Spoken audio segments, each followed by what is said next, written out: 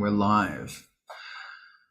I'm just going to hold this face for a while just to make sure I get the confirmation that we're live. I think that we're going to turn a whole bunch of negativity into positivity today. Yes, we are. Okay, that seems to be working.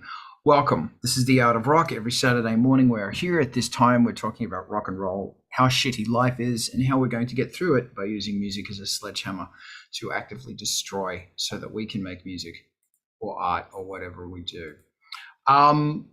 Firstly, I'd like to acknowledge the Tongva people as being the traditional landowners of where I am sitting now, which is Los Angeles, California. Every week we are here at this time, at this place, right here, right now. Good times, good fun. That's where we are, and it's fantastic. Please join us every week here. It's made possible with Angelspit's Patreon. Angelspit's Patreon is here. Hi, Adam Bomb. It's good to see your face. And couple of bucks a month, and you help keep me going. And even if you can't or you don't have it, join it anyway. Join it for free, because so much of the content is free. And I thank Patreon members for allowing me to be cool enough to allow to help people for free, because times are really shitty right now. The new Ice Planet 9000 album's out if you're interested. 70s inspired synthesizer music. New Angelspit album is on the way, by the way, and it's sounding devastating, and I'm very happy with it. Industrial Incisions playlist is a playlist that's full of old industrial and new industrial, and it's bloody awesome. Several of the bands here are on it, and it's also a whole bunch of like favorite old stuff. So jump on it, listen to it, love it, and if you find a band on there you like, listen to it. If you listen to that playlist every week, once a week, you would change the streaming structure of bands that really need help. So, and they're worth listening to. Speaking about worth listening to, MTV TV. After this, we're going to raid to MTV TV. If you have a podcast or a stream or something, always raid to MTV TV. You are going to find your new favorite band on MTV TV. I promise it. Every time I watch that, it's like, wow, who is this band? It's awesome. And if you've got a video, please send it to MTV TV. They will play it. They are amazing. They also have a Patreon, and we've got to keep these guys going because we all need promotion, and MTV TV is the best way to do it. Right there. That is their Patreon. Help them out. I want to say a big thank you to the one, the only Mr. Raziel, who is here from Ushrik. Wow, that's kind of like industrial music, bloody royalty. Razzy's the co-host with the co-most. I don't know if that's how it works. I'll take it. Thank you. Razzy's got a YouTube, which you should follow.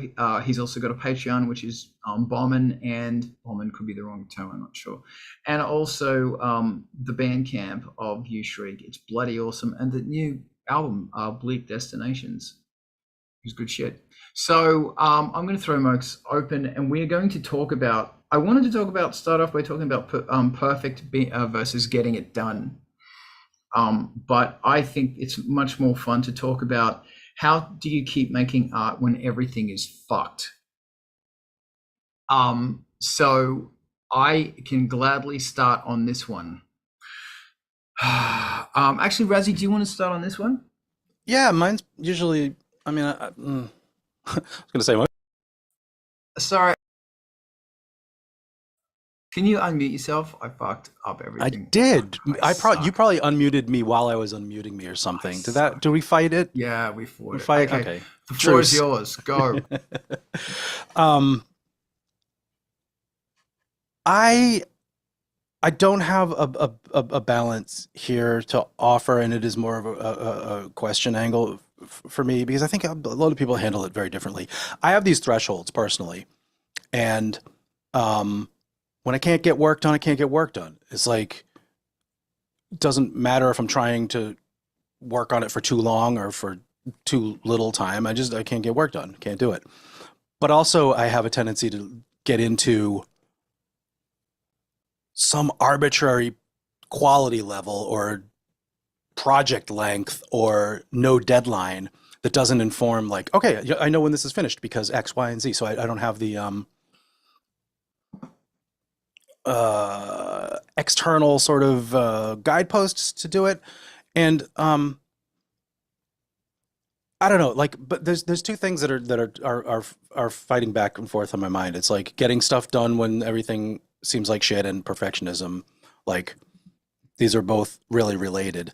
Um, and to fumble around for something that's like offering methods to ensure both of those go the right way in the face of not being able to actually think about them is have your goals sort of established and written down in your journal, in your plan, in your project document, in your notes, in your to-do list, and really respect that you have a trusted place to note what you want to achieve about your thing. More than a mental note, you know, the mental note you forget. The mental note is affected by mood and circumstances.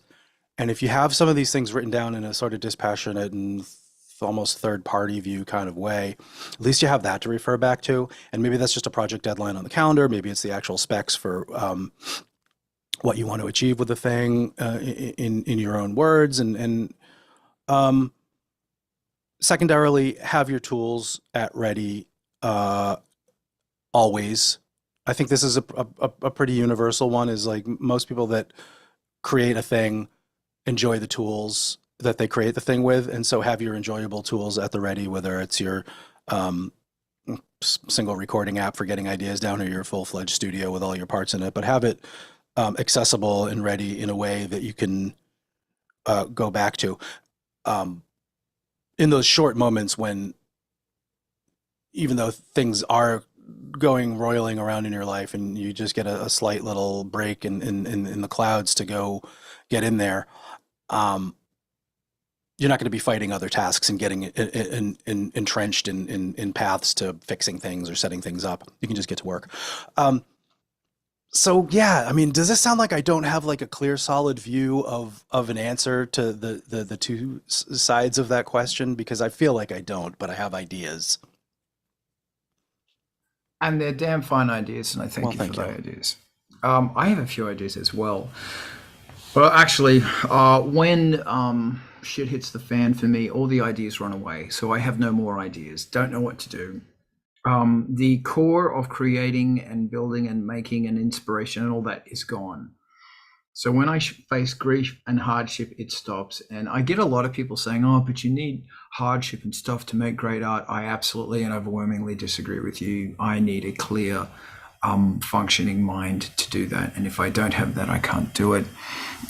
So what I do is, because easily 95, 99% of what I do is mathematical. It is administration. It is deciphering through ideas, etc. Excuse me, that's what I focus on. So if I'm making music, I'm going to mix. Creating sounds might not be a good thing to do, because I'm not, sometimes for me to create a really good sound, I have to be in a really crazy, clear headspace, and I'm going to assume that's not going to be possible. But I sure as hell can mix. I probably cannot write lyrics. In fact, working on lyrics is a bad idea, because all the lyrics you look at are crap. And all the music you look at is also crap. So just because that's usually where your head is at, because it's in a dark, fucky, McFuck place. So if you are, usually what happens as a songwriter or a producer, I like saying songwriter because producer sounds like you're a wanker. As a songwriter, that also sounds like you're a wanker. I'm sitting on a stool drinking red wine with an acoustic guitar and a beret with the spotlight on me, smoking a cigarette or cigar with one of those things around my mouth, and I start playing harmonica and a goatee. Thank you, Razi. So what I've found is there's mixing. You've got to do mixing. There's always mixing work to be done. And I mean actually going into the song and making that snare sound or the kick drum sound or whatever, getting everything up to that point. If you're not doing that, then there's admin work to do, which is sending stuff to social media and shit like that, or creating graphics that are going to be used for it. There is so much other stuff to do when you're in a fucky mood.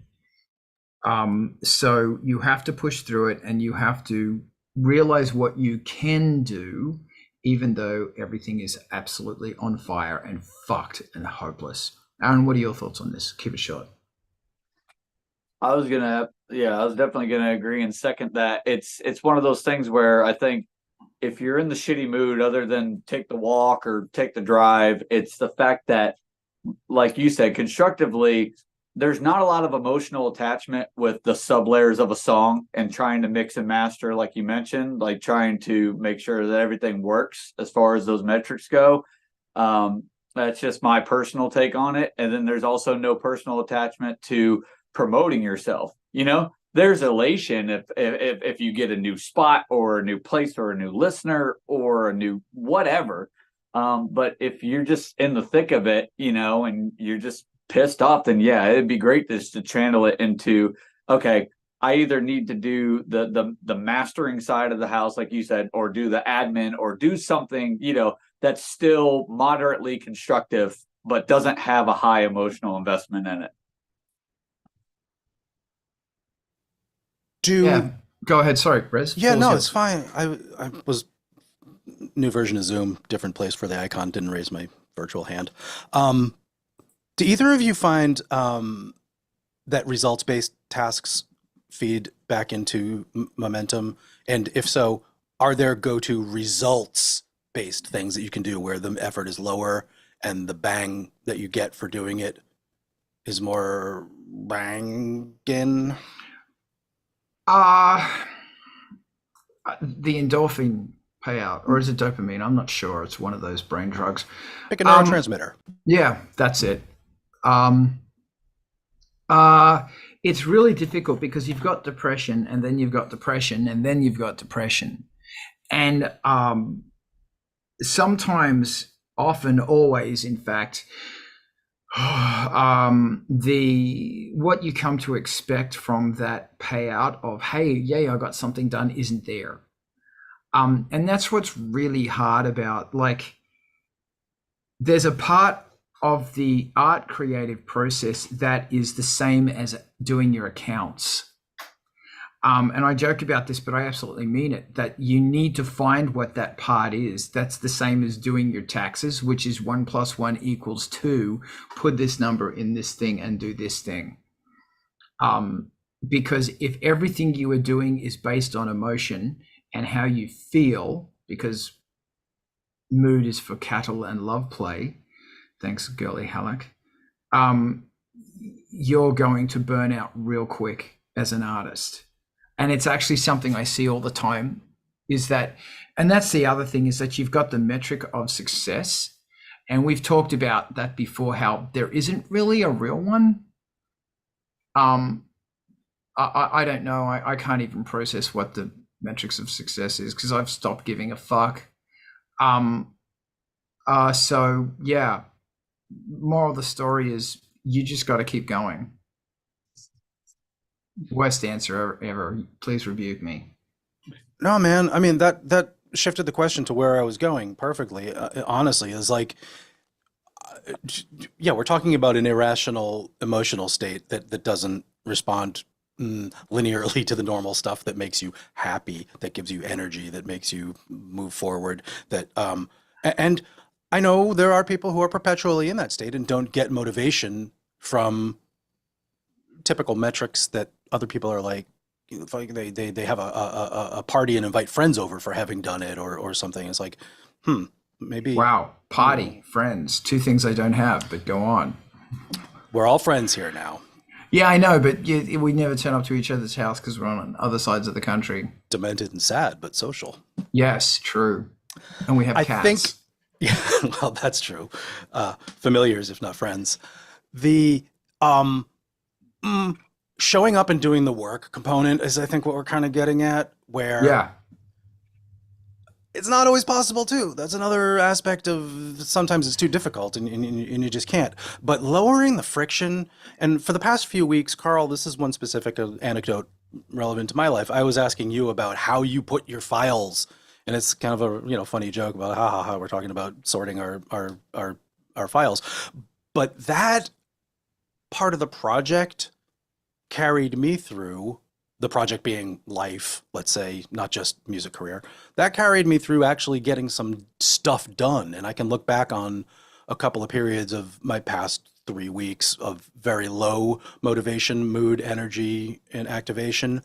And I was fucking renaming files and moving things around. And, you know, I've got archived data CDs that I haven't looked at, and some of them are failing, and I'm happy to say that they have a uniform taxonomy and they're accessible next time somebody says, hey, can I have a file from 1995? Like, I mean, I'm talking about that like it's a positive thing, because it is. I mean, this was actuarial tables and doing taxes shit. This is not creative work, aside from occasionally naming a file something funny to be evocative. But I don't know. There are other show up and do the shit work things that it's helpful to know we all do. And Carl, you say it's a pain in the dick when we talk about that stuff. And I sometimes refer to it as it's just impossible. I can't do these things. But by the same token, that is the showing up and doing the work as much as playing scales and rehearsing lyrics and writing drum parts, you know, assuming you want to have a public component, a selling music, a audience facing component to your creativity.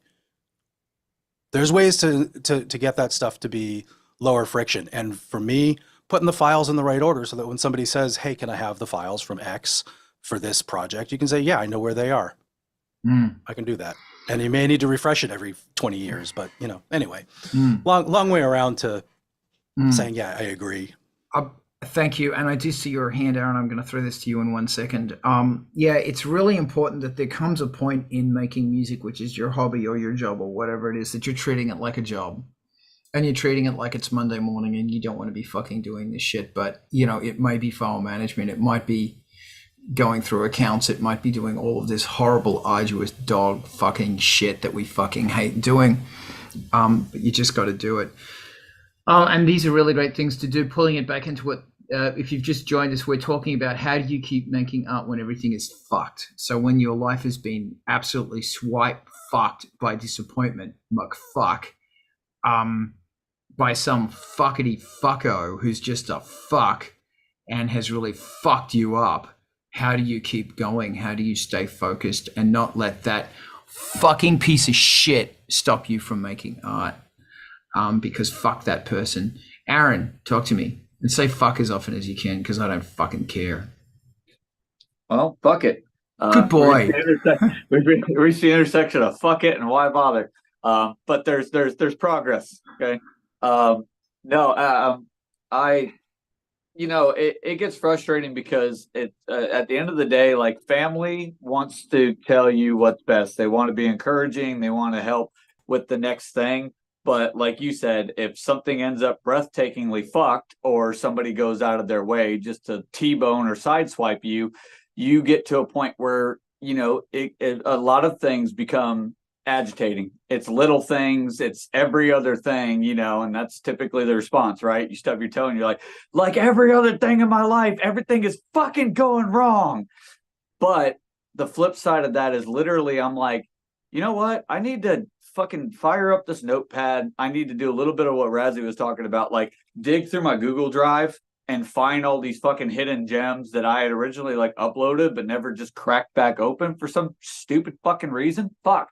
But then when you start looking in these folders, you see more and more content, and you could draft things on Google Docs and notes, or just a plain pen and paper, to where you go, I have people that actually dig on what I'm doing. I have garnered a fandom that likes Grimm, and they like Wicked Stories, and they like all this shit. I need to tell the people who give a fuck, because yeah, family's there. They're like, oh yeah, cool, you're doing creepy shit, right on, you know. But they're so grounded in the everyday thing, you know, which is, you know, what are you gonna do next, or what's this, or what, you know, like, you get inundated with so many pragmatic questions versus creative questions that it can get really muddy. But I think the thing that keeps you centered is being like, I need to jam all these fucking notes out. I need to rescue things from archives. I need to rename things, and I need to share it with Patreon, because those are the people that find the most value in my content. And that's the thing that, you know, brings me joy when people are just like, dude, fuck yes. Like, this is why I'm tuning into your project, you know, and you get a little bit of reciprocation going there. And then there's always time later to plan the next step, the next open mic, the next gig, the next whatever you're doing, if that makes sense. It's just, if I were to encourage anything, it'd just be fucking write your notes down and rediscover the things that actually make you happy, and you're re-engaging with your audience and sharing more creative stuff. Exquisitely said. Thank you very much. I think it's also really important, and I just lost my train of thought. Like you said, keeping that notepad ready, because I find for myself, when my brain starts figuring out answers to the fuckery, it also starts throwing lyrics and musical ideas out as well, out of the supermassive black hole that is my brain. Maybe it's not supermassive, maybe it's just, you know. I've always wondered about that as well. But anyway, so just get ready, because lyrics usually come. Also, thank you so much for joining us on Twitch and YouTube. Do me a favor, just write in the chat right now, fuck it. Or if you're watching on Instagram, just write fuck it, fuck this shit, just so we know you're there and we know you're angry. Oh, thank you, Brett. And by the way, Razzie got confused between T-boning and teabag. Razzie, there's a video I'm going to send you now. Graphically shows you the difference. And the guy in the GIMP suit, that's me. Oh, special. That's so thoughtful. Thank you. It is. I need it. Yeah. Thank you so much. It's really great to see you firing off right now, because like, I think it's funny how in our society, I feel increasingly that the fucking great nanny that is, I'm not even saying that word anymore, that's watching us, and you notice how it's watching what we say and what we think, and you can't say fuck it or cunt or anything. You're not allowed to get angry, because it jumps on you and goes, oh, but at least this, oh, but at least that. It's like, fuck you. So I want you to know that this is a safe place to say fuck it, to take a dump, to set it on fire, and to throw it at someone. Totally okay to do it here. It's a safe place. Does anybody else want to, does anybody else want to jump in at this point and add to this conversation about how do you keep making art when everything is taking a massive dump on you? Yes, Razzie. I'm absolutely split between praising us for not saying, oh, just get on Reverb and start shopping, and the compulsion that I just had to, but I also had the compulsion to think back on my past 4 days of binge buying stuff that I've just kind of don't need, but I'll be glad to have. Anyway, that is another thing, get some new stuff. I don't know. Retail therapy. Is that bad? Yeah, well, it's not really bad. I mean, like, different people, deal with things in different ways. Like, I'm trying to get as housekeeping, though. I do mean like buying stuff that is related to what we're talking about. I don't just mean like going on buying something that, like Tupperware containers and stuff like that to put cables in. And I was going to say sample, but yeah. Yeah, sure. It's there you go. It is actually interesting that another really good thing to do when you're in this headspace is to start selling gear. Is to start looking at your gear, saying, okay, honestly, am I using you anymore? Has it been like, what is the period of time when you say, okay, I haven't used you in how long that I should get rid of you? And if you say 6 months and we got a trouble and I have to fucking sell everything, how long is it? Aaron, I see your hand. So there's a quote that I'm obsessed with, and it's not from some great old book from hundreds of or even thousands of years ago. And I know that not everybody is a Marvel fan, but bear with me. There is a storyline where they find Dr. Doom charred to a husk, damn near like pretty much brink of death. And the person that's talking to him says, "You were lucky that you survived." And he says the baddest fucking line, the baddest through line that you could ever operate with lately. And he literally responds with, "Doom doesn't survive, Doom endures." And I think that's fucking incredible. Like, no matter what shitstorm is going around you, take my factory, for instance. No names, but just spark notes. They yanked everyone's 40 hours of PTO out from under them. They forced everybody into a 2-week shutdown. They pretty much said, you can go file for unemployment if you want for the next couple weeks while we float the fucking shitboat down the creek. And then it's constant bullying and harassment and just dickhead nature from underqualified fucking assholes. And Just- that's right. And yeah. obviously the objective of the exercise, and that is, how do you keep making your art when everything is fucked? Because when Yeah. this sort of shit happens to you, it's bloody awful. And it's Yeah. very, very, exactly. very, So it's again, super difficult to actually focus that anger and that rejection and that hate to create art. It's super, super hard. Well, if I were to circle it back, but again, it leads to that line that you don't survive, you endure. And you get to a point where you go, you know what?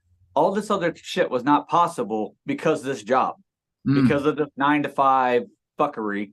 And I got to the point where I'm like, you know what? There's other avenues out there. There's I could pour more into my art. I can, restructure, the things I film when I film. I could seek out open mic nights and different things that will help, open more and more avenues to other things. So, yeah.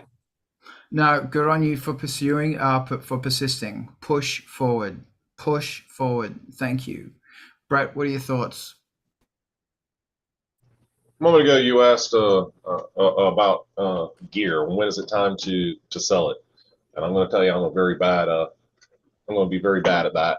I typically don't sell my gear. I throw it into attics and into spaces in my studio where it collects lots of dust while I use the pieces of gear that I use almost daily. And then what it does is when I start to look around at like Reverb and I'm like, oh wait, no, I have that in the attic. Don't buy that. No, wait, stop. I have this other thing that does exactly that.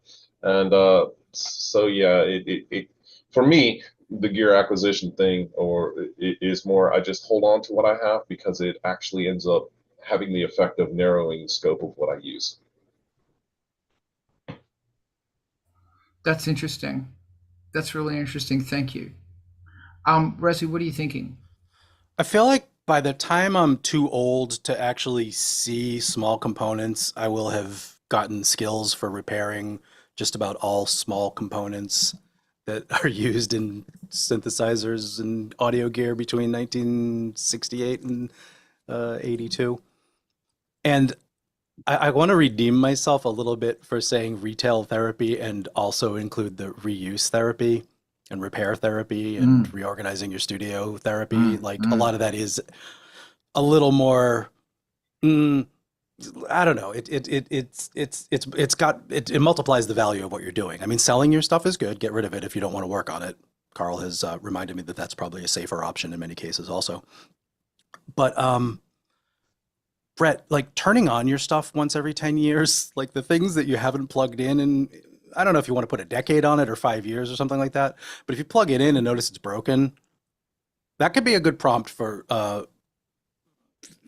putting it on sale, or at least doing something with it. But I do find a project every once in a while. This sort of goes into the like being ready for things in the same way sorting files is. This is kind of the same thing, like checking your cables and making sure they're actually plugged in where you think they are, and turning on your 30-year-old things with moving parts in them to make sure that the parts still move, so that when you do need them, they're working. And if you have a moment where the distraction is welcome to fuck around with some repairs and rewirings and stuff, that can be super, I don't know, it's a good way to spend some time where you really can't do other things anyway on the list of things that we can turn to. Can be. It's really fascinating how I feel that so much of this stuff is interconnected, that the inability to let go and the inability to let go. It's really interesting, like, how much of that job are you going to tolerate the bullshit of that job, and because you think that you can change or it will get better, or it's like a field that you think that if the winter and the summer and spring conspire for long enough, you'll be able to grow something fertile and wonderful in it.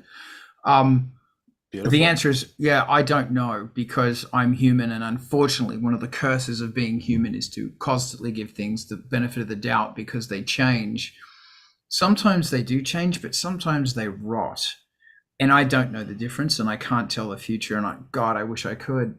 But it's really interesting, man. I'm looking around this room right now, and there's gear in here that I wanted to send to certain people. Like I've wanted to send, there's something up there I want to send to someone. I've got an Emax box from 1987 up there, and there's an Emax behind me. I have 4 Emaxes, and I only use 2 at the most.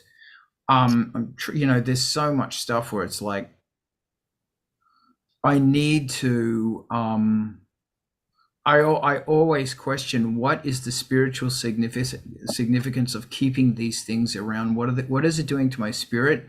What is it doing to my the part of me that goes, I always look at it and go, there's an unfinished thing, and therefore I have this negative twang inside me, or it's a reminder, hey, you fucking loser, you didn't finish that thing,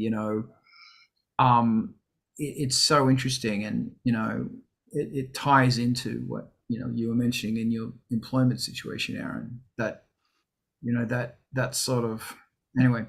Razi, I see your hand. I think that almost everything broken in my studio has the potential for kintsugi, or like Japanese fixing your jeans, vintage jeans kind of beauty once it's repaired, and having had your hands on it and put it back together.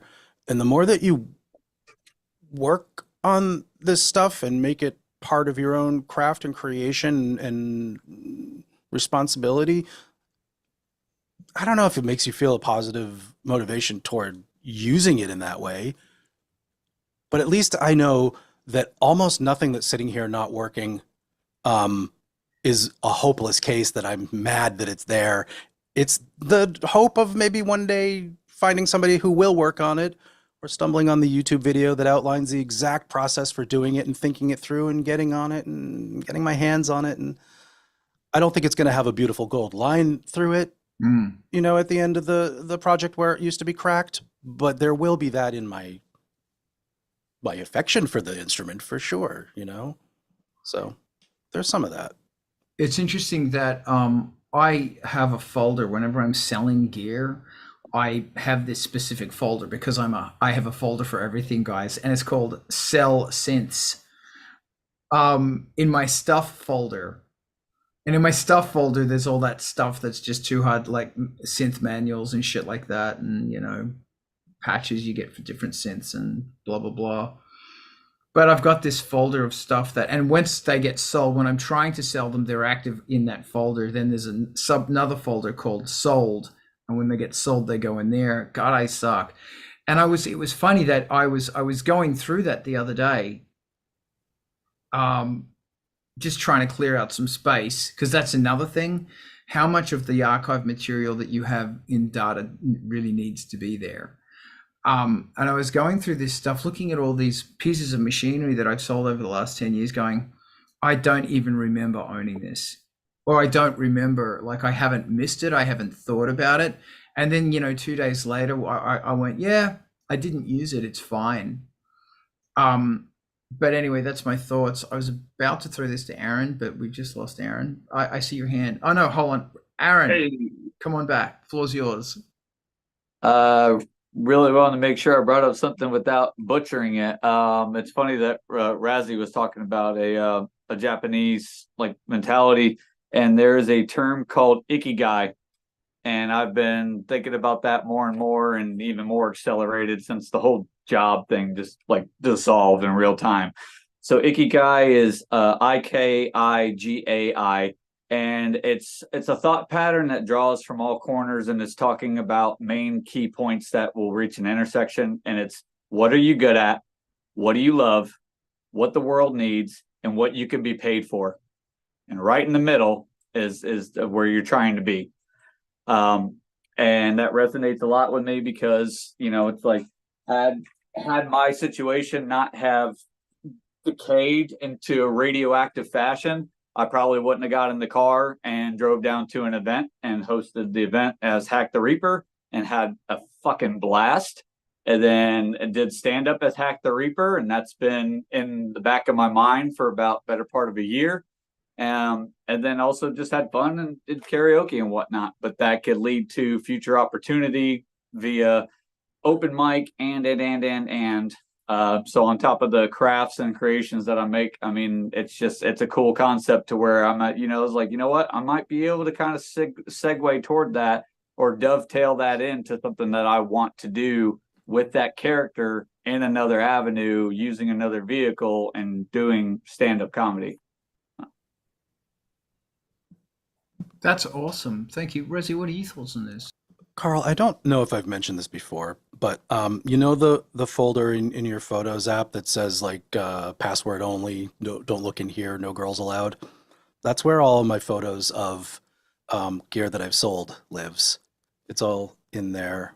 I have probably everything I've ever posted on eBay or Craigslist or a One Advertiser or Facebook Marketplace stored in the nice little collection of easy to look at, but easy to not have polluting your photo library. So I feel you with the folders. It's really interesting that the minds need to be distracted. And because I found that my ability to focus on stuff is this: by 2 o'clock in the afternoon, I'm done. And it doesn't matter what time. I can wake up at 3 a.m. and I will power through to 2 o'clock. I can wake up at 1 p.m. and then I've got 1 hour. It's just this thing. My brain just goes, done.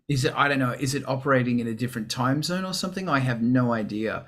But interesting, when I went back to Australia, it was the same thing. 2 o'clock, we're done. Eat dinner. Don't do anything for the rest of the day. But it's just really interesting,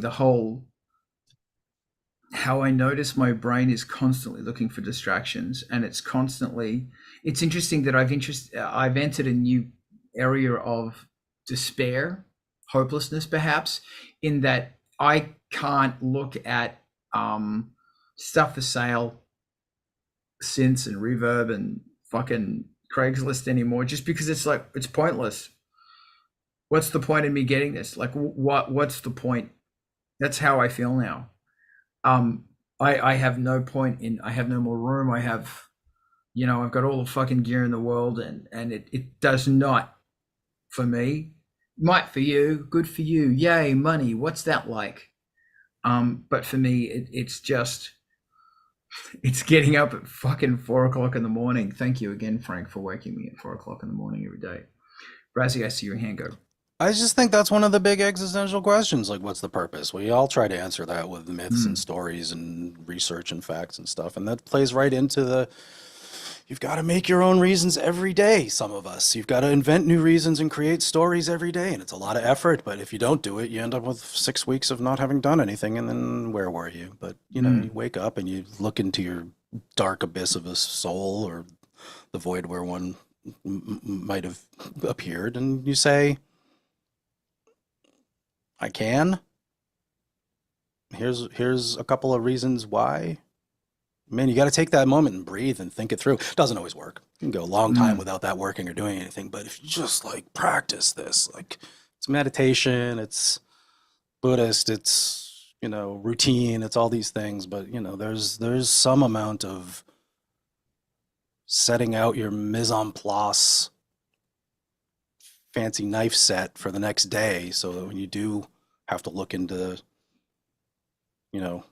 dark night of the soul results, you can say, well, yeah, there's a thing. Okay, there's a thing. Yeah, there's a thing I do. I like doing that thing. I don't know. Give yourself the chance anyway.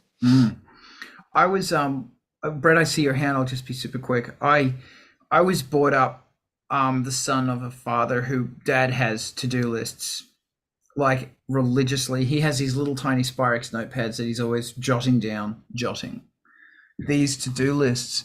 And I was talking to my sister about her to-do lists. And so it's to-do lists are like, I was doing to-do lists when I was 5. And they're partly wonderful things and they're partly shitty things. And I realized, because of my upbringing, my culture, my whatever, like, when I say culture, yeah, there it is. And it keeps scrolling, doesn't it? It keeps scrolling. That's what I was getting at. And then you give up on that to-do list and you take the important ones and you put them onto another to-do list, and then that one becomes this massive fucking thing. It's just really interesting. My point is, yes, I'm sure there's a whole bunch of different ways that we could handle to-do lists, and I just don't give a fuck. But it's interesting how to-do lists are a part of it, and it's really important that if you're going to do music or art or something tomorrow, that you go to bed going, tomorrow, this is what I'm going to get done. I'm going to do this thing. One thing, not three. One thing. And if you finish that one thing, here's another thing, but then you're done. Because you're always going to be underestimating the amount of time it takes to do something. Always, always, always, always, always, always. And if people are involved, it's going to take 10 times longer because people are fucked. They're awful, disgusting, icky things. Icky, icky, icky, icky, icky things. Ew, people, ew, ew, people. Brett, go. With an intro like that, I mean, come on. Well, I guess it kind of feeds in hand, because I was going to say part of the way creativity seems to work for me is actually through motion. You know, if I sit down for more than about 10 minutes, with maybe some exception to Art of Rock, I'm probably gone. I'm probably off topic somewhere else. You can ask him. Me sitting down to watch a TV show is futile. I might have 10 minutes in. So these things exist for me, you know, throughout the day, you know, in terms of I'm bored with this, moving on to this. I'm bored with this, I'm moving on to this. And in that, I end up kind of working on everything. But I can't say that I could recommend that or teach someone else how to do that. It's just, you know, that's just kind of, I've recognized that's a principal driver in me. That's very interesting. Razi, I see your hand. Give me a sec. It's really interesting how that's a problem everyone has, is that, okay, I'm done, I have to move on. For some people, that's minutes, or others, it's hours, and some people, it's days. And it's pointless somebody who's I'm after several days or several weeks, I'm done. It's pointless for that person to give the 3-minute person advice, because at the end of the day, both of them get the job done. Or maybe at the end of the month, they just go round and round in circles a few more times. That's it. I mean, I even have another track that I started, and I got past designing the first synth, and I'm like, nope, I'm happy, I'm out. Yeah. Yeah. Yeah. So, yeah. No, that's good. That's good. Thank you. Razi, Yeah, you kind of covered where I was going, but Brett, you said the word momentum and it sparked a little thought. Just it's a non-emotional term for some things, you know, and I think it works really well, and I think it's an important concept to embrace, or at least recognize or acknowledge, like that there is some, I guess, hope and things like that. Like it's a really positive getting carried away with the stuff that you're doing idea. I don't know. I just wanted to underscore it, and you know, we all definitely have our different relationships with momentum and motivation and things like that, but that there is a component in the bleakest of unproductive weeks, months, or days, that momentum, when you recognize it, when you see it, it does have its own,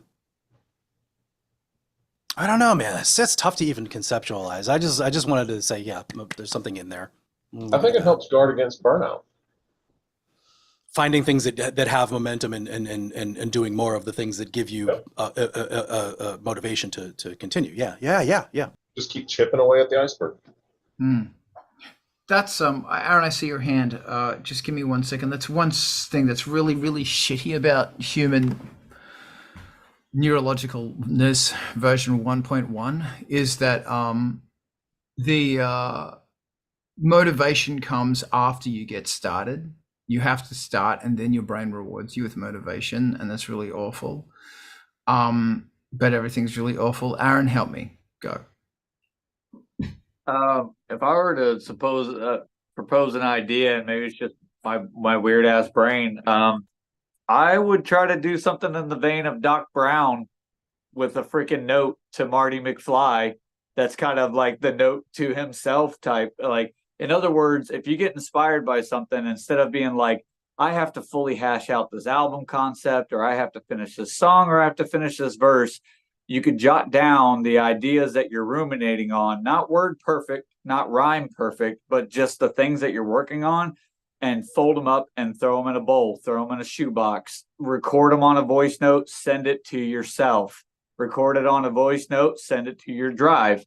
It's all things that you could ruminate on and put in an idea box, basket, etc., but you're messaging yourself, like, legitimately. And as whack-a-mole as that sounds, you might get to the end of the week and you go, oh, what the fuck? What did I do here exactly? And if you've got a message from yourself via Facebook Messenger, Google Drive, or an alarm that you set for the end of the week, you might rediscover something that you were working on, and that might be enough motivation to link things in tandem to where you're like, oh yeah, fuck yeah, and you could re-engage with that thought line. So, but yeah, just Doc Brown shit. That's great. Thank you. It was very good. If I can just also say, I think we need to start using whack-a-mole more often. Like, it's a great word. It sounds offensive. Like, oh, whack-a-mole. Don't be such a whack-a-mole. Like, that sounds extremely offensive. All right. Whack-a-mole, and lately rigmarole keeps getting caught in the old Does brain. rigmarole actually mean Like, I don't want to something? go through all this fucking rigmarole. No, I like whack-a-mole. Don't be such a whack-a-mole. Go ahead, Rizzy. I think maybe it was a school field trip or something. I ended up in an amusement park, and in the games row, there was nobody was playing the whack-a-mole thing, and it was just me. So I played a game, and I realized it's way better if you just use both hands. You don't just use the mallet, you push the other one down, and I won some tickets. And I don't usually win games, but they want to keep you down, man. They want to restrict you. You just got to go fucking ape shit. I went ape shit. That's what I did. Yeah. Go ahead. Aaron, you're talking about something really specific in there that I think you might have glossed over, but the component of the thing is a reminder that comes back at you somehow. There's a fine balance, but you can put this stuff squirreled away in the boxes and drives and stuff that you're referring to. But if we're talking about momentum and motivation and things like that, which I guess we are a little bit, always, the balance between things that come back as a pop-up reminder or are on your calendar, or that you've told somebody else about so that they'll be responsible for it also, and it coming back to you as a notification from the universe somehow. There's a fine balance, because you get that like notification fatigue if you do it too much. And if you just squirrel the stuff away, we're talking about like, that's no help whatsoever if you're in a mode of like, I don't have the wherewithal to look for things. And Carl mentioned like something specific about, I forgot exactly what you said, but it was like when things come back to you to prompt you to want to do them, it's like, yeah, I'm having ideas. Let me ruminate more on that. But there's something about balancing the way that you've put something aside and it reminds you, and then the momentum you can get from it coming at you is a thing. I don't know, something. Well, I know it's odd, but if I were to extrapolate on it, it's kind of like it's the idea that good ideas have staying power, and they'll probably stay with you throughout the course of a week. It's the thing that you can't put a finger on, but it's that it's that main idea that you have. Like, I don't know, if you were writing a song about a gargoyle, it'll stick with you the whole week. You're like, I'm working on gargoyle like this week, right? But you don't have it fully fleshed out. But if you set planned, in my case, it's even planned annoyances to where literally it's an alarm that when it goes off 3 days later, I'm like, oh, what the fuck? Oh, yeah, that. And I might have had more time in the think tank to think about the finer details, the aesthetic, lighting, any kind of notes that I might have had. And while I'm doing that, I'm pinging them to myself. I'm sending them, I'm dumping them in a Google Drive folder or saving them on a note or writing it down. And then, in the weirdest way, it kind of comes back together. Because if you do the alternative and you go, fuck it, I'll remember that. No, you won't. You won't. 3, 4, 5, 6, 7, 8 days, 9 months, whatever is going to go by, and you're going to be royally pissed off that you did not commit in some sliver or some minor form of fleshing something out or sending a message to yourself or just writing it down so you can build upon it. So. Thank you very much. If I can just 2 questions. One, everybody in the comments, can you please say something about whack-a-mole but make it as offensive as you possibly can, like a really scathingly offensive use of the word whack-a-mole. My second question, Razzie, from this day forth, you shall be known as Two-Handed Razzie. Now, Sure. Tell me, when you hit the moles, I'm assuming that your hands made contact with them, with their little mole heads. Yeah, well, I was using mallet in the dominant hand and just like cheating, apparently, according to Adam. Don't listen to Adam. Don't listen Says to Adam. I've been scolded, apparently. Oh, no. Adam just doesn't. Adam's the guy at the fair who has to play by the rules. Mhm. So that's Fairground Adam. Yeah. Or Carney Adam. Yes, I Carney. touched the plastic head of the mole as it came up. Did it feel slimy? Sense memories are pretty vague and very distant at this point. I'm going to say it felt plasticky. Because I'm gonna go out and I'm gonna say that mole's head was probably 100 years old. Yeah, sure. And it had never been wiped before. No. And whatever was on that mallet is now imprinted on. So there may have been dead mosquitoes. Thanks for adjusting my childhood trauma. Yeah, anytime. Trauma. And I am looking for offensive whack-a-mole things, and I'm not seeing it in the. You guys, you could go whack-a-mole. So you wanted to say something besides? Yeah, I wouldn't be I did. touching your face, by the way. I washed my hands a couple of times in the past 40 years. It's been done. I even had the hand sanitizer back in the 2020s. So, guaranteed. Oh my God, we need to make a movie where some virus is on the whack-a-mole. Okay. And that's how it becomes. Glad this is my legacy. That's good. Yeah. It really encourages me to bring up the personal anecdotes and Two-handed stuff. Razzie is patient zero. But Chuck E. Cheese. Great. Yeah. That's pretty creepy. Okay. What was Oh I my going to God. say? I was going to say something like really helpful, sage, sagacious, useful, but I've lost It's it gone now. so- Great. Nice job, guys. What you Thanks. should do is put a condom on the whack-a-moles. Why don't you just wear a damn glove or bring a mallet? No, put a condom on the whack-a-mole and make sure that the little nib on top is full of air or something, so when you hit it, it explodes. Oh, that's the next Saw movie trap. There's a germaphobe that doesn't want to touch the whack-a-moles. And it's like, oh, fuck. That's great. Always bring gloves. Yep. I wonder if I traded the tickets in for anything that year. That part I don't remember, but winning. And that's also, it's always a really good go-to if you ever don't have an idea for a song or carnies. What do you call them in America? Carnies? You call them carnies? Australia, they call them showies. Because it's a show. It's not a carnival, it's a show. Oh, going to the show? Yeah. Going to the show. Oh, it's a show this weekend. Oh, the show. Oh, cool. Gonna get Dad with Dad at the show. Oh yeah, show. But it's a carnival. We're going to the carnival. So they're carnies. There might be carnivores there. True. Well, it does mean festival of flesh. That's what it means. Yes. What? Whereas when you get involved with the show, you're just watching. And still AI, the Flesh Fest. Flesh Fest, where you can whack that mole. So, Aaron, what were you talking Just a about with game. the actual Just a useful game stuff? of whack-a-moling.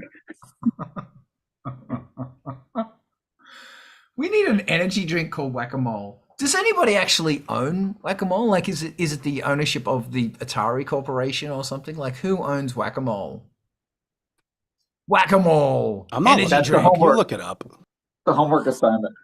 Whack-a-mole. And can I acquire whack-a-mole? Like as a, there's just so much. There's just so much endless. It's funny that possibility. it definitely entered the vernacular as chasing after something that's kind of futile and not important. Like it's a weird. Yeah, turn of nobody even like phrase. bats an eye. Like they don't Yeah. smirk. Like we're having a fucking blast with it, but everybody else is just like, he's just over there doing this whack-a-mole shit. I can't really figure out what he's doing. Everybody's like, oh, do tell. Yeah. Whack-a-mole is the way. Okay. Thank you very much. Yeah, absolutely zero as far as the whole whack-a-mole. Say something offensive with whack-a-mole in it, but nothing. Not a thing. But that's the dares for somebody to make a music video with that theme. It is. Or a good name for a dermatology office. Oh, there you go. That's great. Okay. Thank you very much. Whack-a-mole is trademarked. Look at that. Damn. Good to know. Damn it. Thank you very much. In 2022. Bastards. Look at that. Look at that. Mattel owns it. There you go. We could start a generic brand, maybe Spank-A-Mole. Spank-A-Weasel? I like Spank-A-Mole or gerbil. Yeah. Gerbil. Sounds I like delightful. stuff a gerbil. Slap a woodchuck. A tickle a beaver. I'm sorry. So we're just talking about rodents. I'm sorry. Spank-A-Monkey? I don't know. Oh god. Check please. Well, actually, Gentlemen. I can see the boardroom meeting of, so what are we going to call this game? And everyone's going, no matter what you call it, it's going to be offensive. And the dude's got a lot of steam for like the first 4 pages, and then he gets to the beaver one, and he's like, You're fired. I'm not touching this paper anymore. Restream just said, congratulations, you've reached 100 messages today with Restream. And it's like, he's obviously not counting the quality of messages. There's lessons in that. This is how you let your audience guide you, and It is. engagement is important for deciding what your topics are and all that stuff. So Spank that gerbil. I'm liking Spank gerbil. favorite midway. Oh my god, we need games. to sell this to Eric. Like Spank and None could become a game where they jump up. It just writes itself. Yeah. Hit him with the ruler. Yeah. With a ruler. That's great. That's great. We should do that. That would make a great video. Just replace all the moles with little nuns and then the rules. Yeah. And you just use a ruler. And you could also do it. I don't know if there's like 5 Hail Marys. Yeah. Or what you could do is you could, now this is disgusting, but hey, who gives a shit, is you could, how in operations, like one end is negative, the other end is positive. So when the two make contact, it goes, Wah. Yep. So the ruler could be negative charged and the nun could be positive charged. So when you hit the nun, they go, Wah. Oh, we call it the power of Christ. Compels you. I love it. That's great. And you could also like pull in some Fernie cage. What is it when there's a little spark? Oh yeah. Like so spark. Yeah. Like the little Tesla page thing. Oh yeah, sure. Yeah, like the Jacob's Van de Ladder? Graaff generator kind of thing. Yeah. Extra. Yeah. Real high voltage lab kind of shit where Yeah. it arcs as you're moving the ruler toward them. Now we're getting somewhere. Yeah. Darting Okay. in black lights. I love it. So what we have here, group, is an example of creative brainstorming and how we share ideas in a group and without criticizing them in the initial stages and without doing feasibility studies or anything. But Not it's safe a healthy for exercise. children's game. Yeah, no. No, this is not a children's game. Absolutely not. Great. Has legs and rope. So we need to let Eric know that we've sussed out the next video. Oh, that would be absolutely fair. And what could happen is it could be like a video of someone who's being bound up, like wrapped up in plastic, so just their heads, then put in a nun costume, standing on a thing, and the thing goes up, And then there's all of these other people dressed like nuns that are also like wrapped up, Pay to do that. getting whacked. Yeah, that's good. That's good. And have Does the word whack-a-mole have bad some? habit lighting up. Are there mafia, underground, organized crime connotations to whack-a-mole? Yeah, there is. Oh. Yeah, I hadn't because thought of it the until mole's now. name is actually Fredo. Fredo, yeah. Yeah, Mole's gonna get whacked. yeah. Well, we made a meal out of that for sure. Can somebody solve all my music problems with this now? I mean, we solved Eric's Spank the Nun trajectory for. Oh, they'll get years out of this one. Like, What am I going to get out of being two-handed? Why am I perpetuating that? Oh my god. It's great. I love it. Yeah. Okay, so we've reached that point where we're no feasibility studies. What do you want to talk about next? I mean, really, we've covered it all. I thought we were just living here now. Yeah. Yeah. They got something creative going. Yeah. I do approve. Aaron, I see your hand.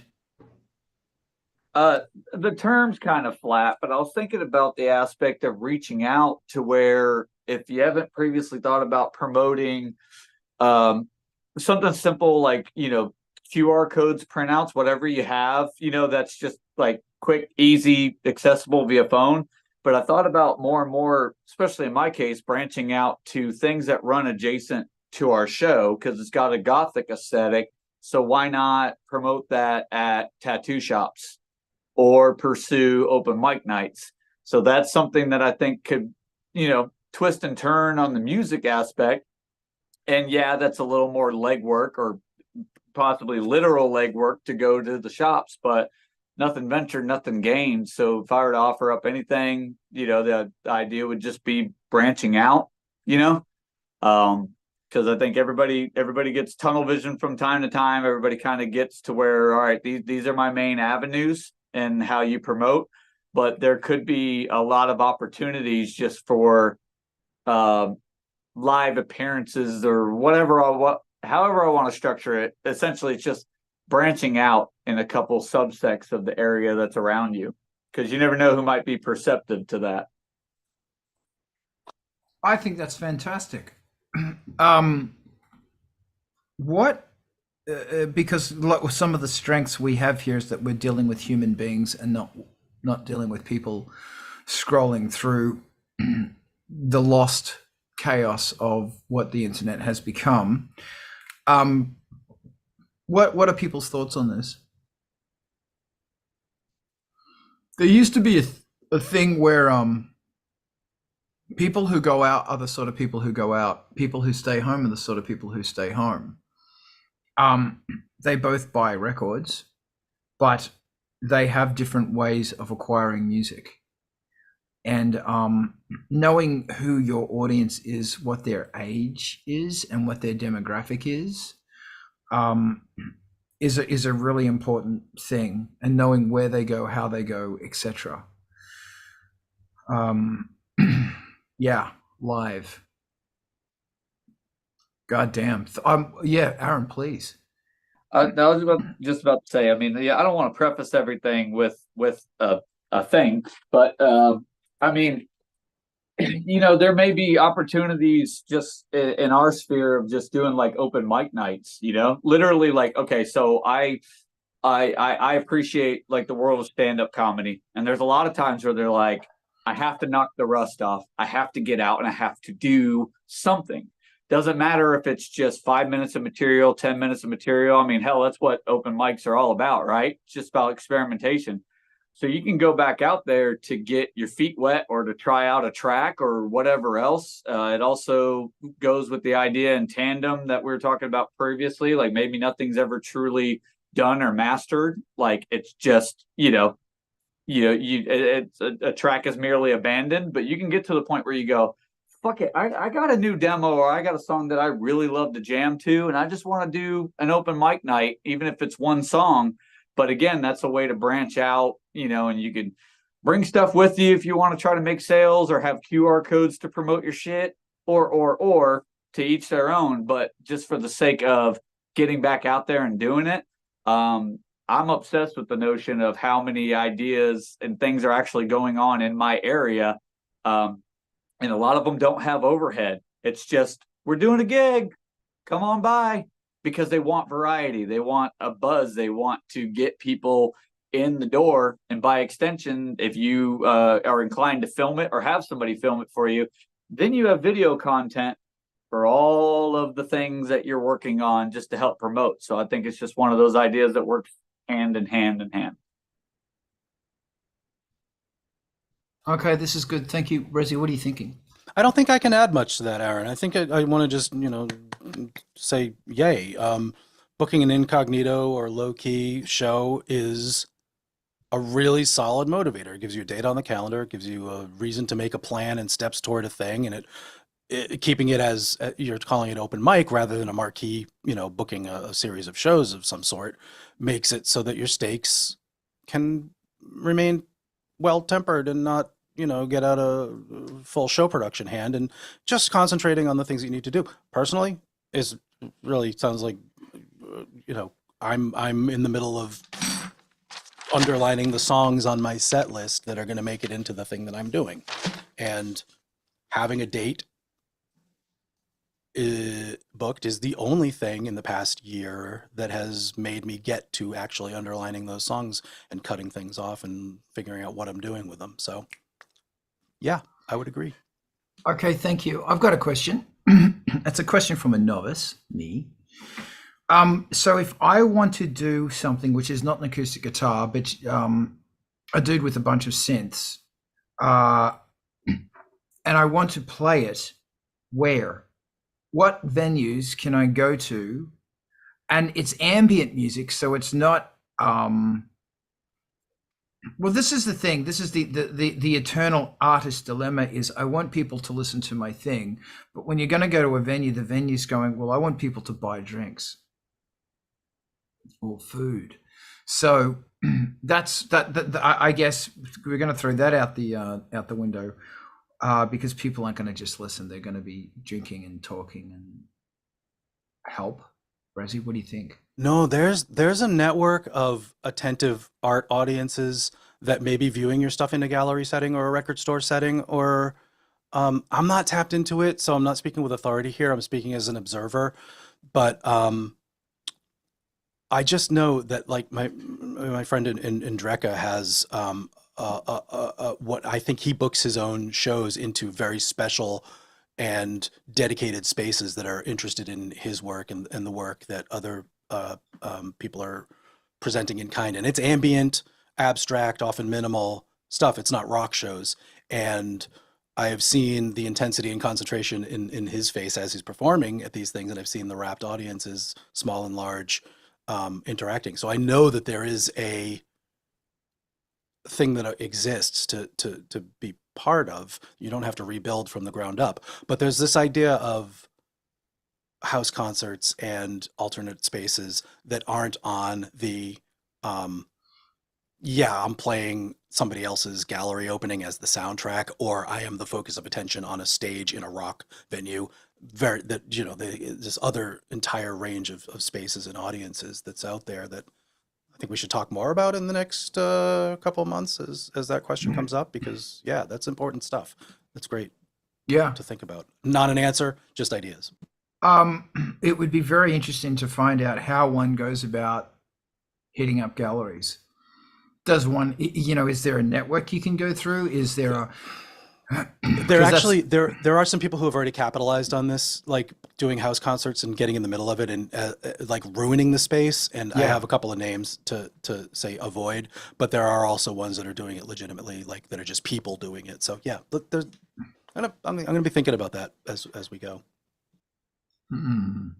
Aaron, what are you thinking?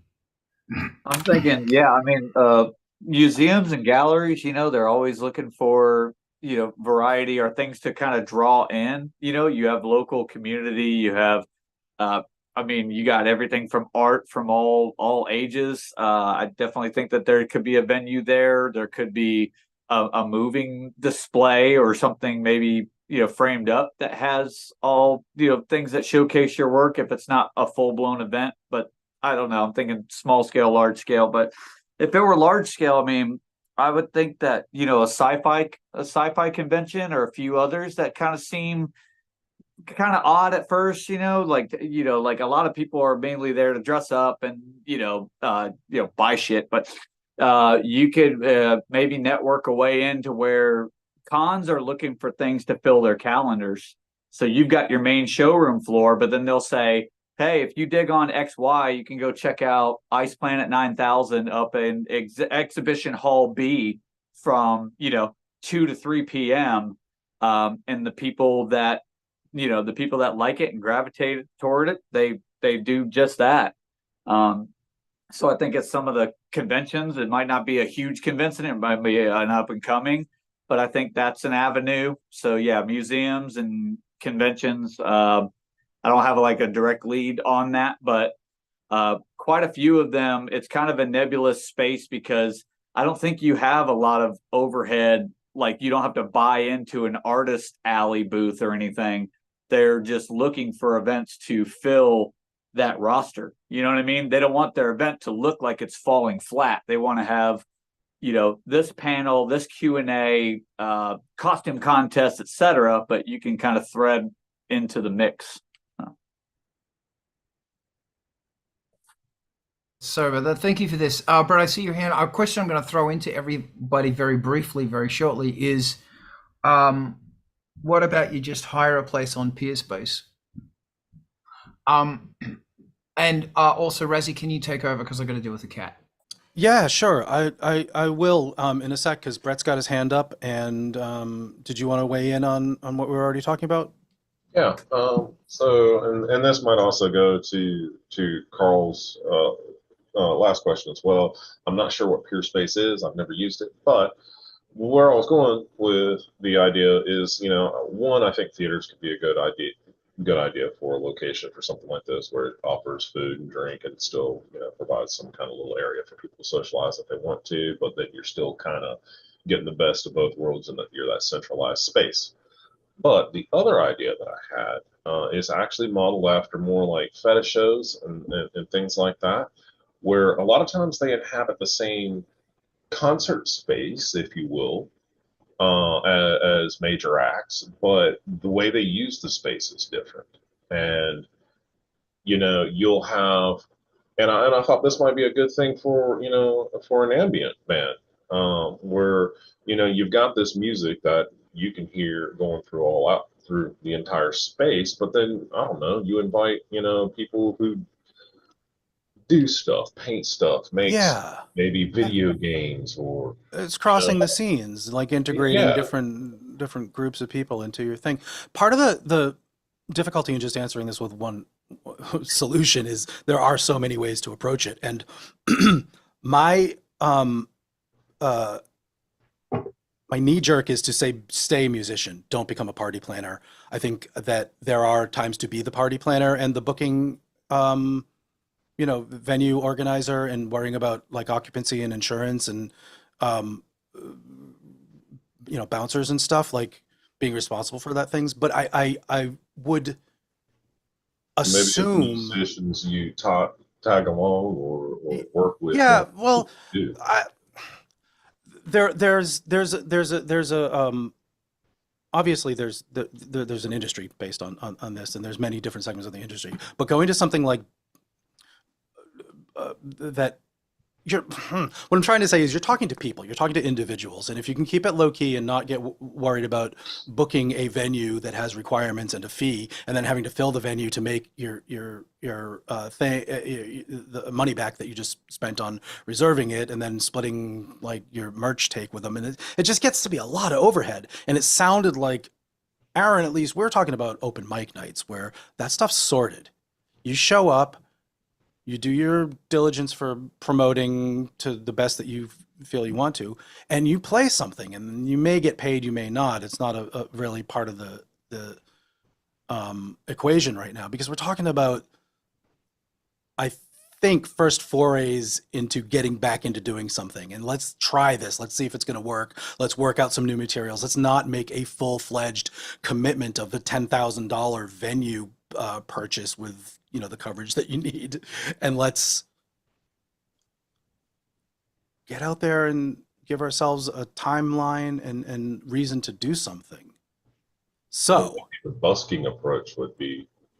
yeah, there is something. I mean, you still need a license to do that in most places, but you know, if it's something you want to commit to, that is a hell of a way to get your performer chops and certainly repertoire, you know, sorted out.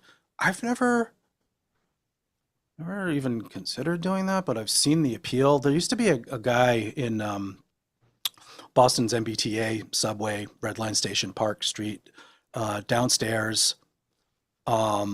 Between the two platforms, inbound and outbound, that had like a really metal looking bass, but he was playing like all this delay funk into it. So it was like these evolving textural, like slap bass with delay pattern things. And I will never forget that person. Like, really left an impression. So that's like one of the starest performers I've ever seen was doing busking. So hey, there are some votes for it, but he absolutely had a permit and he was able to be on the performer space in that, you know, subway platform. So it's a little more complicated.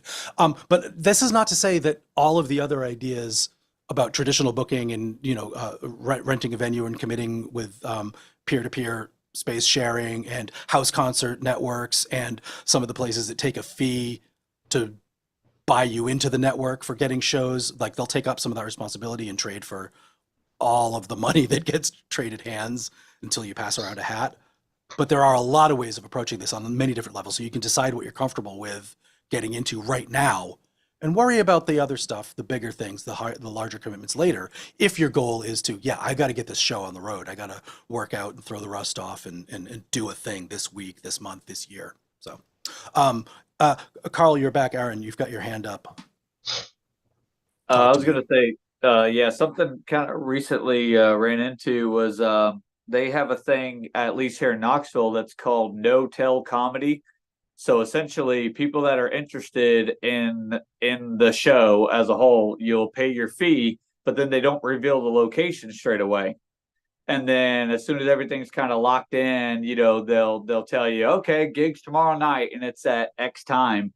But it's cool in that everybody that has signed up for that event is geared toward that, you know, and they want to see stand up, and they've placated their list of rules. It'd be cool. Like, I don't know if it exists, but like if there's a music version of that, There is. you know? That is exactly the kind of thing I had in Yeah. mind. Unfortunately, they're sketchy, but yes. You know, yeah, you garner all your support. You lock in all your tickets. You know that everybody that's there is there for agrotech, or they're there for industrial, or they are there for whack-a-mole blues. But they're gonna do, you know, everything to where they're gonna. It's kind of cool to create that mind space of everybody that is about this purview is going to be there, you know, and yeah, that maybe that works in tandem with somebody that already has a space to host in, you know, or like you guys said, you know, maybe a more agreeable thing to where the, you know, it's like you don't have to bleed yourself out just to try to get and your name out there. On this level, the reminder is we're talking about looking for theaters, we're looking for galleries, but we're talking about people as the interface. We're talking about a person that maybe has already booked the show. I'm talking about them anyway, is knowing somebody that's already sort of plugged into that thing because you're in another city and you don't actually have your feet on the ground there yet. So knowing a house concert or alternate space promoter that has done some shows, that's an easy search term. Well, easy if you're in the mood for it and have the energy, let's say, but that information is out there. And the tactic of following a few people that just announced shows that are in alternate spaces that are just, you know, a person with a keyboard kind of thing. I've done that and I've seen results, and I would like to say I'm going to book something like that someday, but I haven't made that leap yet. But it is a path. I mean, that information becomes abundantly, you know, clear once you just look at something similar to what you're doing or something you've modeled your idea on. Carl, did you want to add more about what you're specifically doing or what your idea of throwing the question out there was? No, this has been great, and I'm actually thinking about like getting a peer space or something like that, because like a lot of peer spaces do have events that are, it's somebody's home, so you know you don't have to worry about licensing. And no, that there's unfortunately some places may not be having they might not have a PA set up, but But you usually know what to expect with these things because they're Yeah. used to it, and they can tell you we don't have a backline. yeah, It's a living room. yeah, and that's what's really difficult about, like, it's what's difficult about this is that, like, coming up against the I need a dealing with middle people and dealing with venue bookers and all of that stuff is totally a pain in the cock. And if you go, well, I'm going to fork out this much money and therefore I have to get this many people, and you're going to be, it's a real difficult thing that it's difficult.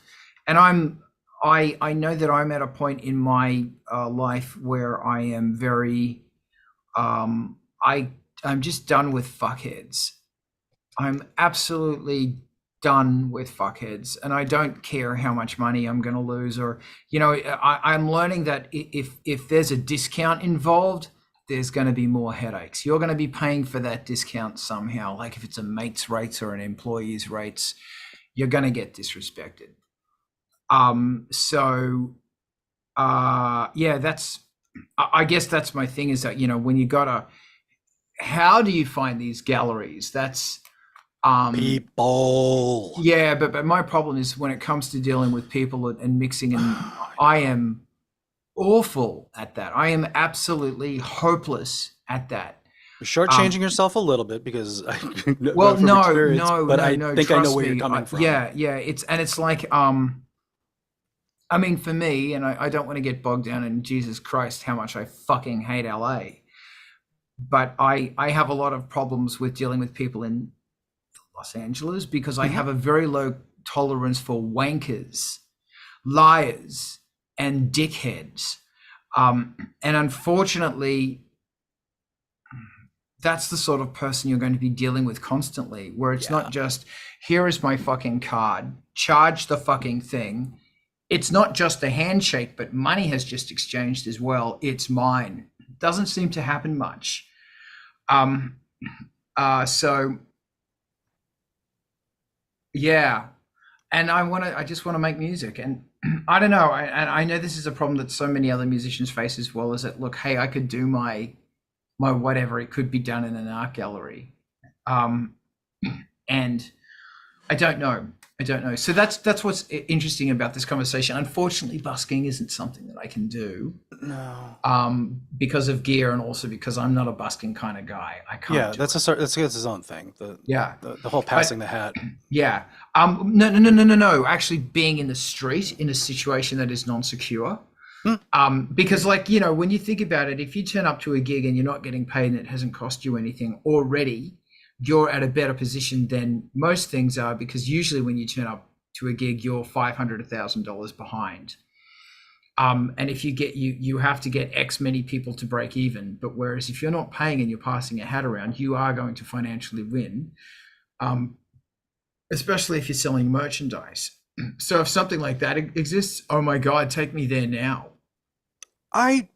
Just before we get further from it, I wanted to bring it back to like purpose, just to make sure that we're sort of thinking along the same lines. Like when I hear what we're talking about, I think the purpose is more what I heard Aaron saying, and that's like have something low key to shake off cobwebs and go and do it. And I've sort of embraced it as pinning something on a date that is not a fully booked, agency with tour dates and guarantees event. It's a show up, and if there's a door receipt, you'll get paid. It's a cost. It's something that's going to cost me to do.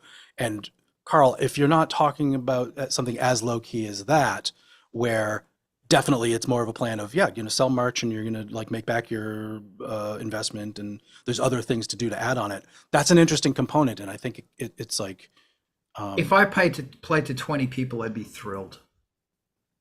That's, and if people aren't in the background playing pool right.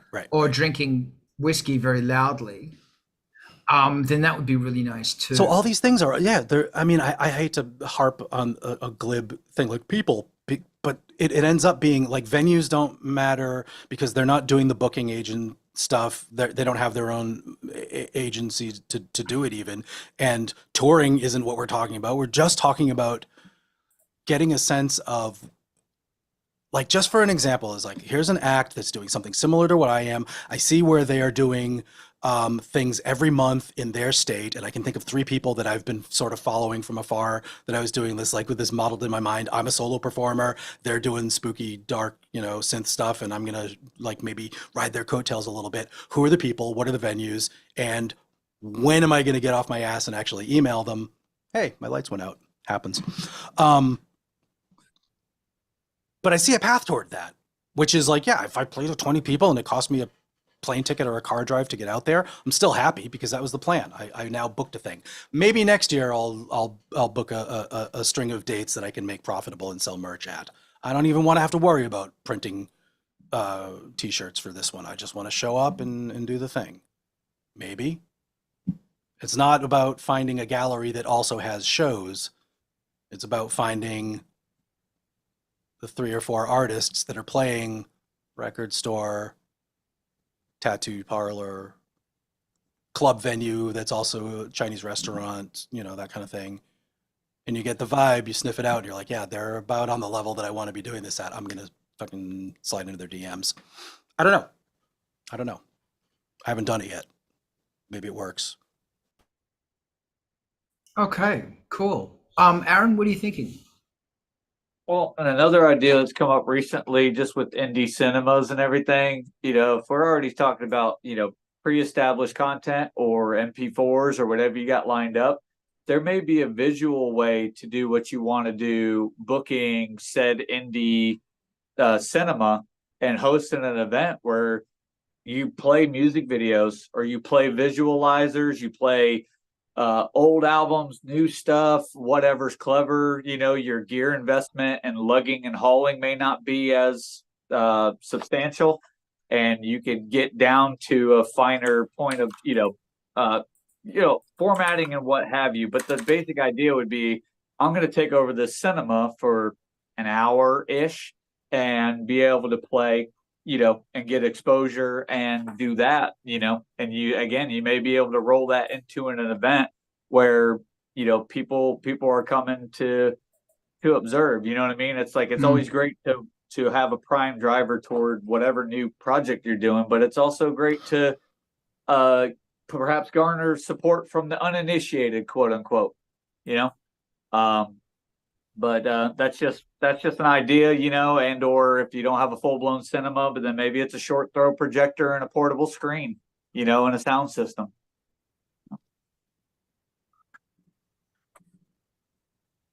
Thank you very much. If anybody else wants to throw in on this, or please. I just wanted to say that the Peerspace site is poisoning my Instagram ready urges to go set up a camera in every one of the spaces that they feature on there. So thanks for that. And just since we're talking about it, I don't want to sell them as a good solution because there's very, very mixed opinions on what they do. But the example of booking house concerts and taking a cut is called So Far. And if you have a live set, you post it on their thing, you get accepted. Hold on, who? What? Tell me more. I'll actually type it into my browser and send you the link and stuff to make sure I'm on the right site. But so this is a thing that exists. Yeah. There's a lot of these though. Like this happens to be one that went corporate, but these networks of house concert supporting booking peer-to-peer things they proliferate. They exist. So Far is one that went corporate and has venture backing and stuff, and I don't really trust them because of the complaints. But if you know what you're getting into, I've shared it in our chat on Zoom. you could get some shows. You post your video, they say, yes, you're actually an artist, and then you bid or say, I'll take these shows, and you can actually ostensibly get the shows and not get paid, and they pass around a hat and you can get the money from that. But the entrance fees go straight to the company, and they are a large company. So a little wary of pushing it. But I just wanted to say as an example, since none of the more grassroots peer-to-peer house concert sites are coming to mind, but they will after I look it up. But these things do exist. These networks exist for something that you can scale to being very close to what you're looking for. And I would like to do it sometime too. Okay. That's really interesting. Tis. A little bit creepy, but also interesting as fuck. Yeah, it's so it's incredibly heartbreaking that this is habitat destruction. It is so fucking habitat destruction. But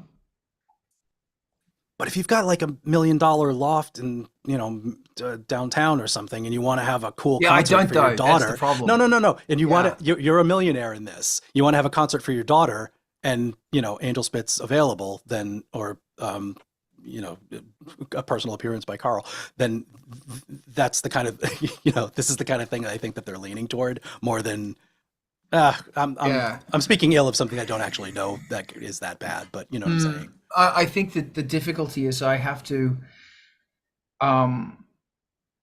That's what's hard about this sort of thing, is that they exist, they're out there, but they are guarded so jealously that there are places that will do this sort of thing, but from their perspective, they don't want to just let anyone in, because just anyone some bad actor could come in and fuck everything up. And the other thing is about it is, well, if we've put all this work into it, we just don't want someone coming along taking advantage of the whole thing.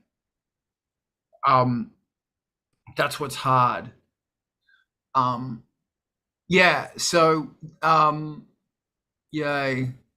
So far, it's definitely one of those like surprise. Here's the venue. Here's the bands kind of things. It's like they're cultish in that way. It is kind of it's what when Aaron was talking about the surprise bill and venue kind of thing. That's what reminded me of it. So. Okay. All right. I have no further questions unless somebody else has a question or something amazing and fantastic to say. Razi, I see your hand. Anybody want to help me with my DAT machine? Remind me like what you do when the tracking's off real far and it doesn't play well. Who wants to chip in? Everybody? Anybody? Come on. Okay, nobody's got answers for my DAT machine questions. Let's just put it out to the internet. In the chat, who wants to help me solve my error rate on my Panasonic SV-S3700 recorded master DAT from 1995 that won't play on a DA30 or a Fostex D15? No takers? ET has been trained on this? Yeah, probably. I just haven't gotten around to it yet. Instead, I was calling friends and having them help me by lending me machines and stuff so far. If I had one and knew, I'd help you. I think, see this part right here, that's supposed to be inside the cassette shell, where that part where that's outside the cassette shell, that's bad what you got there. So that one's not gonna work. You should fix that. I think it might be beyond that. I don't have a splicing block, but even if you do, I don't think anybody wants me putting a spliced DAT in their machine. It can be done. Actually, it's just to sum up what I'm working on. I was pulling off some old the mix downs from 24-track recording studio session, and these stereo mixes, they just don't play back. The error rates are really high on all the machines that I have available to me. And I remember there's something vague about the alignment of the recording machine being off enough that you just got to find another one that was off in the same way, or someone that's willing to realign their deck to, play it back. But it's become a chore rather than an easy task. So unrecoverable dropouts. Where you can pull it open and like grab a set of calipers and adjust some set screws. Haven't gotten there yet. I've had both machines that are in my possession open, and the Tascam DA30 parts are too small. Can't really work on them. Not available. Some very, very, very small gears that I could glue up. And the Fostex is actually in alignment because a good tape plays back with like 0 errors on the error reporting thing. So it's not the deck's fault. That one's actually working. The tapes are out of alignment, but since the Fostex is in alignment, I can't fuck with it. It's not mine. It wouldn't be fair. So, but I do want to do something with calipers. Thank you. All right. Winning conversation. Thank you. We can just Support that measure. time. Carl, you were wrapping it up. Yes, I'd like to give we you the are. We're sort opportunity of to run try out of that things again. to talk about, but thank you everybody so much for trying. Mhm. If there's anything else that is related to music, I can't help with DAT tapes, man. I'm sorry. I have trauma That's from cool. DAT tapes. That's cool. Ah. If anybody has thoughts or anything like that for another little conversation that could go about 20 minutes, I'd love to hear it. I don't know. I'm afraid to launch into it, but like numbers on the DSPs streaming and stuff are like I'm doing marketing stuff around that, and it's kind of working right now. But I don't know if I have my shit together to say anything inspirational or informative on it. But if anybody has any thoughts or questions, maybe for the future, or if there's an immediate question or something to think about right now, but it's advertising and results connection kind of thing that I'm paying attention to right now anyway, if nothing else. But nothing to push to talk about that. It's not terribly exciting. It just might be informative. Not sure what you're talking about. It sounds like a really cool thing that we could pick up at another Art of Rock. Yeah. Because this sort of thing's super important. But I'm thinking right now we might say thank you, and we might all go into streaming on to MTV TV. That's a fantastic idea. I think so too.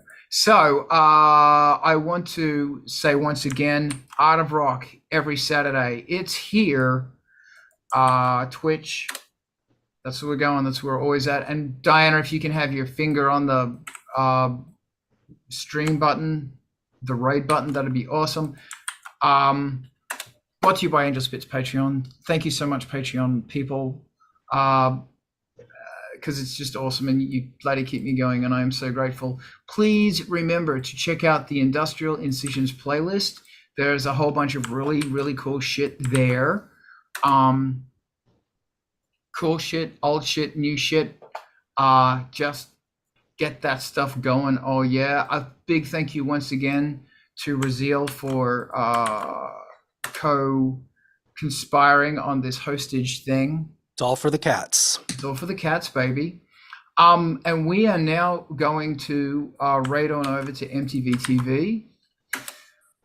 Because it's bloody awesome. So if you're watching on anything else, just click the MTV TV link. And if you're not watching on anything else, then MTV TV is where we are going. And Diana, if you can start that raid now, and we're going to hang back here and have a chat for a bit, because that's what we do.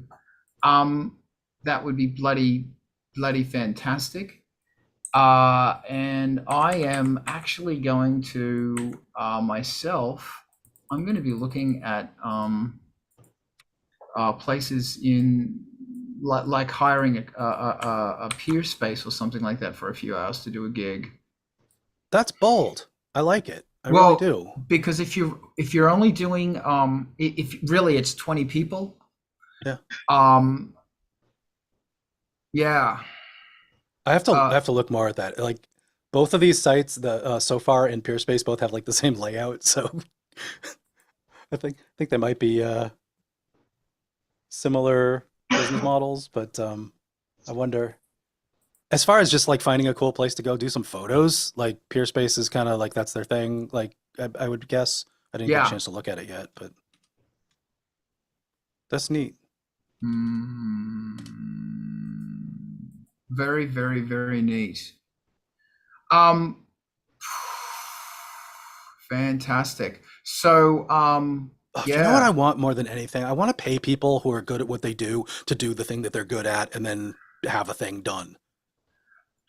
That sounds like possibly one of the greatest ideas I've ever heard in my whole life.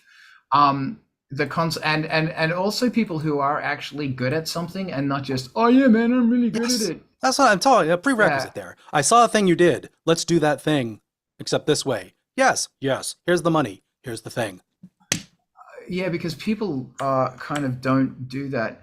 Well, I don't make any money. That's the thing. If I was making some money, I'd give it to people. That's what I'm saying, I guess, is the subtext there, the admitting. Yeah.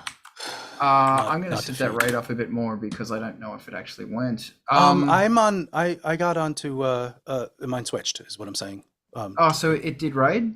Yeah. Oh, okay, cool. It automatically switched to MTV TV. Fantastic.